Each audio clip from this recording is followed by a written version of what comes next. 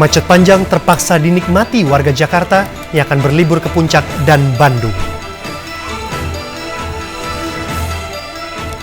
Di saat lalu lintas Jakarta lengang, seorang warga justru ditabrak bus Transjakarta.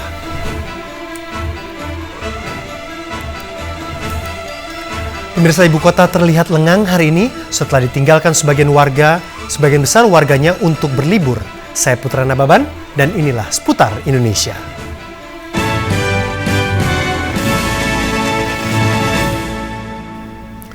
Pemirsa, kemacetan arus lalu lintas di kawasan wisata Puncak hingga sore ini semakin bertambah, meski petugas sudah 2 kali melakukan sistem 1 jalur. Kemacetan juga terjadi di Tol Paster, ratusan kendaraan memadati pintu masuk menuju Bandung dan mengakibatkan macet hingga 1 km.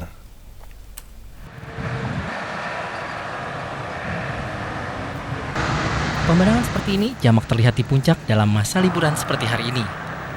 Kemacetan sepanjang 3 km lebih seperti ini terjadi di pintu keluar Tol Gadok hingga Simpang Gadok. Akibatnya, para pengguna jalan harus menghabiskan waktu selama 2 jam hanya untuk bisa keluar dari Tol Jagorawi menuju kawasan Puncak. Ya, 2 jam dah kira-kira. 2 jam? Dari mana itu, Pak? Dari Selipi aku. Oh, dari Selipi ya? Tertahan di tol tadi 2 jaman ya? Iya, 2 jaman. Sampai saat ini, kawasan Puncak tampaknya masih menjadi kawasan yang menarik bagi warga ibu kota untuk berlibur. Kasat Lantas Polres Bogor, AKP Hendra Gunawan menyatakan hingga hari Jumat siang tercatat sekitar 40.000 kendaraan memasuki kawasan Puncak. Untuk mengatasi kemacetan, Polres Bogor telah memberlakukan sistem 1 jalur, meski belum bisa mengurai kemacetan. Kemacetan juga terjadi di pintu tol Pastur Bandung. Antrean kendaraan yang didominasi oleh kendaraan asal Jakarta ini mencapai 1 km lebih. Diperkirakan jumlah kendaraan yang masuk ke kota Bandung mencapai 12.000 lebih sejak pukul 6 pagi hingga 2 siang. Akibatnya, jalur utama kota Bandung mengalami kemacetan seperti di Jalan Cihamplas, Jalan Dago, Jalan Riau, serta Jalan Merdeka yang menjadi pusat perbelanjaan dan factory outlet. Dari Puncak dan Bandung, Jawa Barat, Heru dan Dian Hadriana melaporkan. Pemirsa, berbeda dengan Bandung dan kawasan Puncak, hari ini Jakarta justru bebas macet dan lengang. Sejumlah ruas jalan protokol tampak sepi dari kendaraan yang biasanya padat.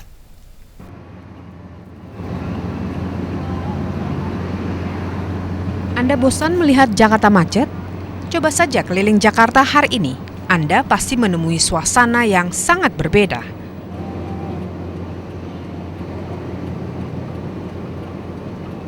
Dan inilah kondisi jalanan Jakarta saat sebagian besar penduduknya kini tengah menikmati libur panjang akhir pekan. Lalu lintas di sejumlah ruas jalan ibu kota yang biasanya macet total hari ini lancar. Seperti di kawasan Bundaran Senayan hingga Bundaran Hotel Indonesia, suasana tampak sangat lengang.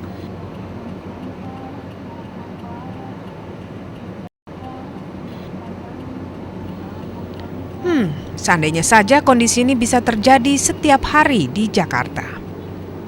Eko Budi Utomo dan Gunawan melaporkan.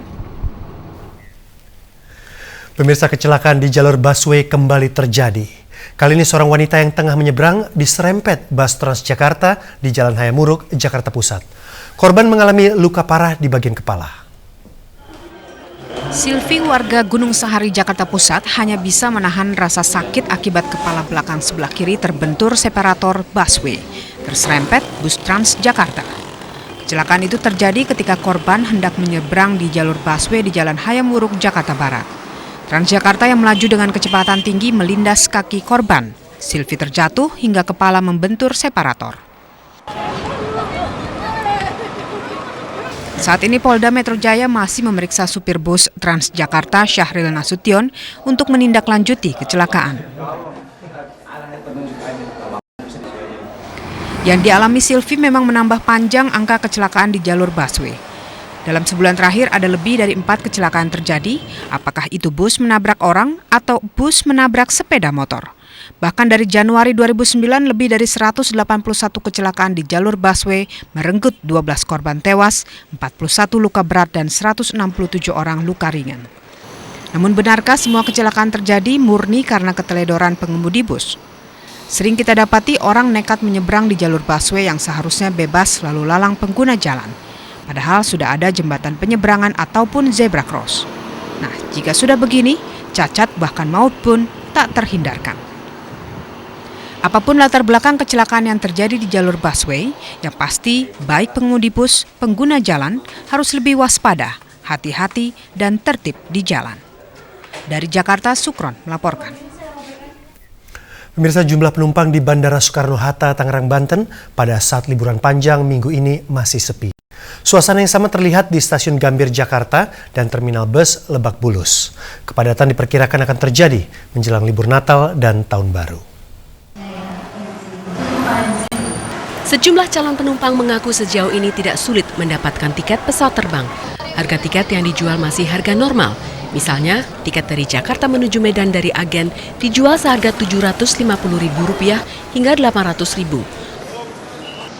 Antrian pembeli di Bandara Soekarno-Hatta diperkirakan mulai melonjak minggu depan. Sementara itu di stasiun Gambir, Jakarta Pusat, jumlah penumpang naik 40% dibanding hari biasa. Namun, penumpang hari ini jumlahnya lebih sedikit dibandingkan kemarin. Jika Kamis mencapai 12.000 orang, hari ini menjadi 10.000 penumpang atau naik 40% dibanding hari biasa. Wakil Kepala Stasiun Gambir menyatakan pemesanan tiket online memang sudah ditutup sejak Kamis. Namun loket penjualan tiket masih tersedia dan mencukupi. Untuk mengantisipasi lonjakan selama liburan, PT KA menyiapkan 1 gerbong tambahan untuk setiap jadwal keberangkatan. Sementara untuk tujuan favorit seperti Solo, Jogja, dan Surabaya disediakan 2 gerbong tambahan. Di terminal bus Lebak Bulus, Jakarta Selatan cenderung sepi. Tidak ada aktivitas yang menonjol, jumlah tiket untuk jurusan Bandung, Tasikmalaya masih banyak tersedia. Demikian juga bus yang melayani jarak jauh seperti jurusan Jogja dan Surabaya. Bahkan banyak bus yang tidak beroperasi karena sepinya penumpang. Tim Liputan RCTI melaporkan. Pemirsa, ribuan pemudik yang memanfaatkan liburan panjang Tahun Baru Islam, Natal, dan Tahun Baru Masehi, Jumat siang mulai membanjiri stasiun kereta api Purwokerto, Jawa Tengah. Kepadatan juga terlihat di stasiun Purabaya, Surabaya, Jawa Timur.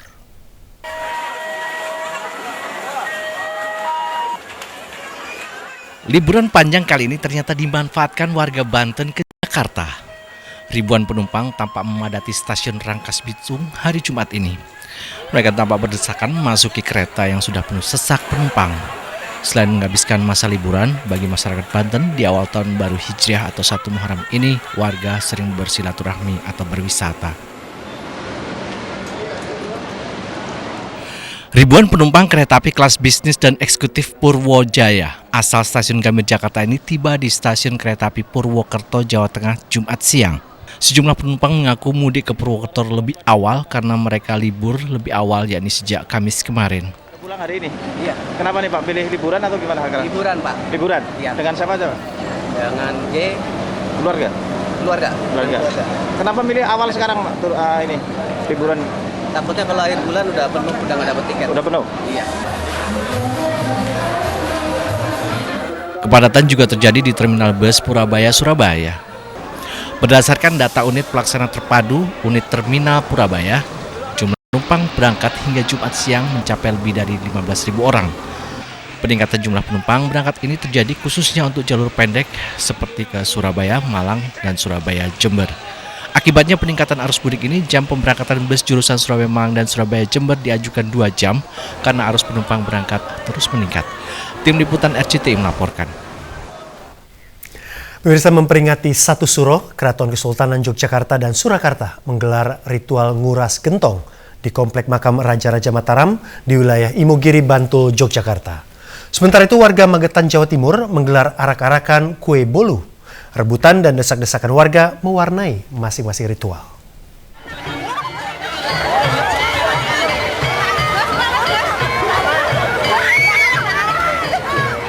Ribuan warga Magetan, Jawa Timur ini bukan sedang berebut pembagian sembako gratis atau daging kurban. Mereka sedang berebut kue bolu.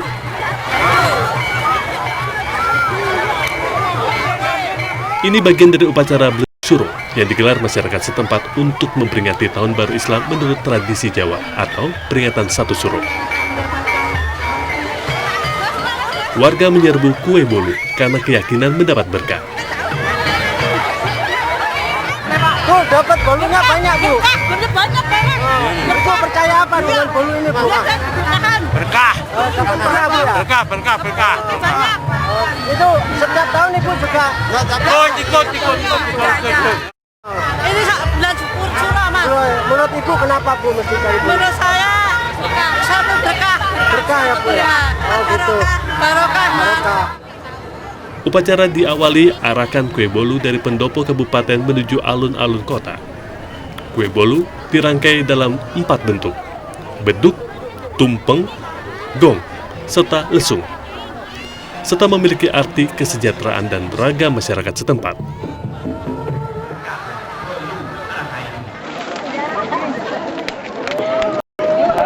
Sementara, demi keberkahan Satu Suro, warga Imogiri Yogyakarta juga rela berdesakan dan berebut. Kali ini, mereka berebut air dari 4 gentong yang dicuci melalui prosesi adat Keraton Kesultanan Yogyakarta dan Surakarta. Ritual nguras enceh atau gentong ini digelar di Komplek Makam Raja Raja Mataram di Pajimatan, Kiri Rejo, Imogiri Bantul, Yogyakarta sebagai bagian dari peringatan Satu Suro. Diawali dengan memanjatkan doa-doa dengan berbagai macam sesaji, dan dilanjutkan dengan mengisi gentong dengan air hingga penuh. Air inilah yang dianggap berkah. 4 gentong yang dicuci tersebut masing-masing adalah Nyai Danumurti, Kyai Danumaya, Kyai Mendung, dan Kyai Siem yang berasal dari Kerajaan Siam. Ritual cuci gentong sebagai simbol pembersihan diri dan introspeksi untuk menyambut tahun baru yang lebih baik. Tim Liputan RCTI melaporkan. Pemirsa, pengantar jenazah Kyai Kualik harus berjalan kaki menuju Bandara Moses Kilangin, Timika. Kami akan segera kembali dengan informasinya sesaat lagi.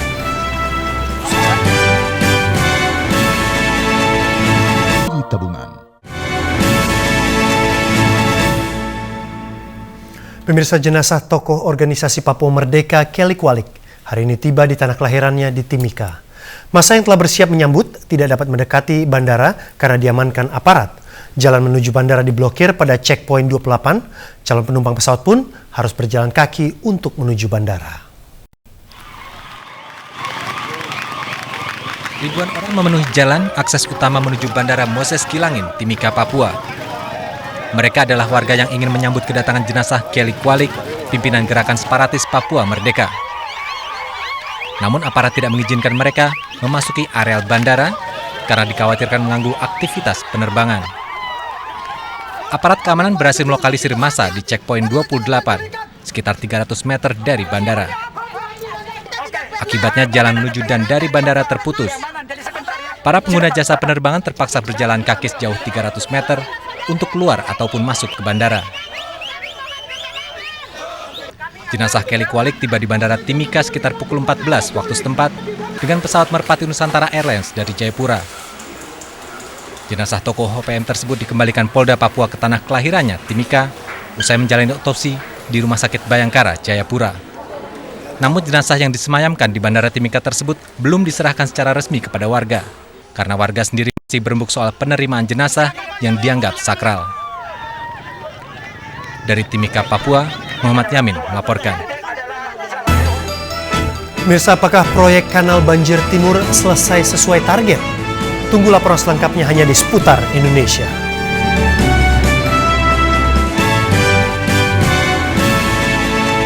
Mandiri Tabungan.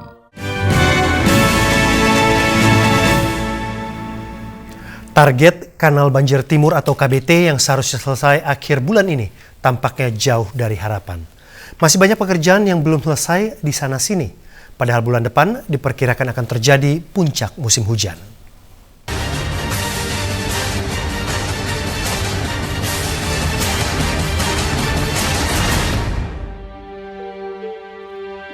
Saat ini saya berada di kawasan Durensawit dan saat ini juga saya berada di atas salah satu jembatan yang membentang di atas proyek Kanal Banjir Timur.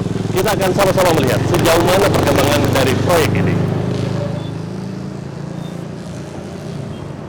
Sekilas tentu Anda mengira proyek kanal sudah tuntas. Namun jangan terburu-buru. Pengerjaan kanal masih belum selesai. Sejumlah alat berat masih mengeruk tanah. Tidak hanya pengerukan yang belum tuntas. Di sejumlah ruas kanal, terdapat tanah warga yang belum dibebaskan, seperti di zona 4. Warga masih mendiami tanah yang semestinya menjadi bagian dari kanal banjir timur.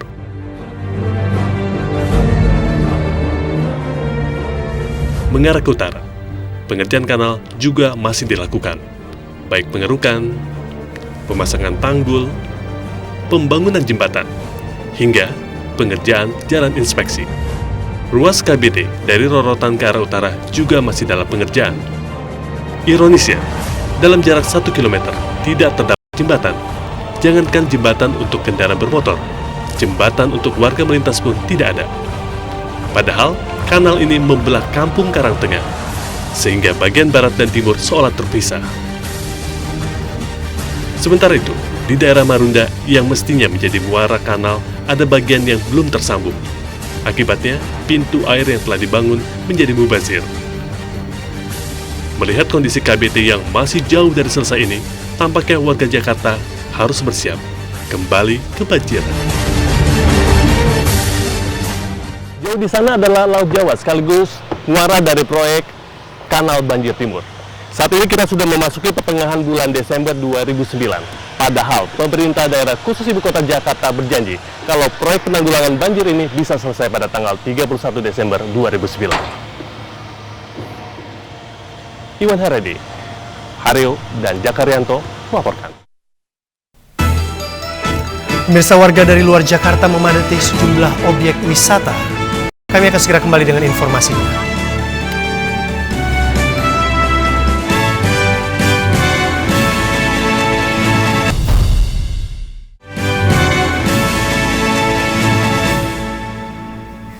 Pemirsa, arus lalu lintas di ibu kota boleh jadi amat lengang.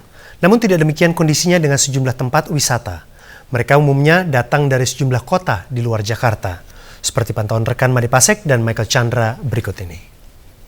Pemirsa, hari ini adalah hari libur panjang untuk kita semua, sekaligus bertepatan dengan Tahun Baru Islam 1431 Hijriah.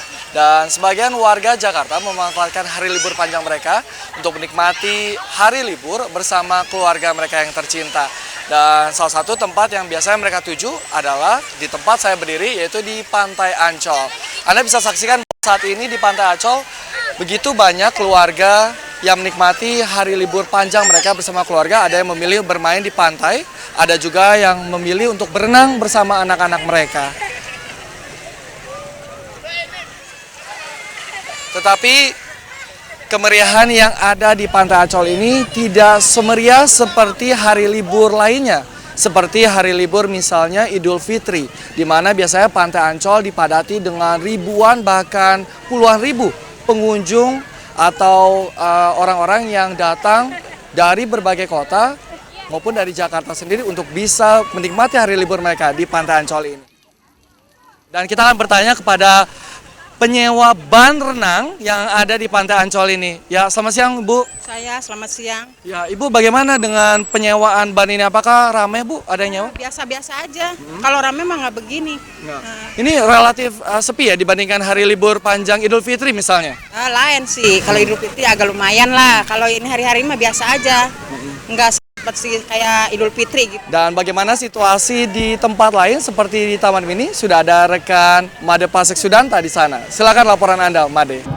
Pemirsa, libur Tahun Baru Islam 1 Muharram dimanfaatkan banyak keluarga untuk berekreasi di objek wisata. Seperti di Taman Mini Indonesia Indah, jumlah pengunjung hari ini meningkat hingga 40%. Jika hari biasa sekitar 30.000 orang, hari ini naik menjadi sekitar 40.000 orang. Taman Mini masih menjadi favorit pengunjung yang datang tidak hanya dari wilayah Jakarta, namun juga dari luar Jakarta seperti Bekasi. Dari pantauan kami, wahana yang ramai dikunjungi adalah wahana baru Snow Bay dan juga anjungan rumah adat.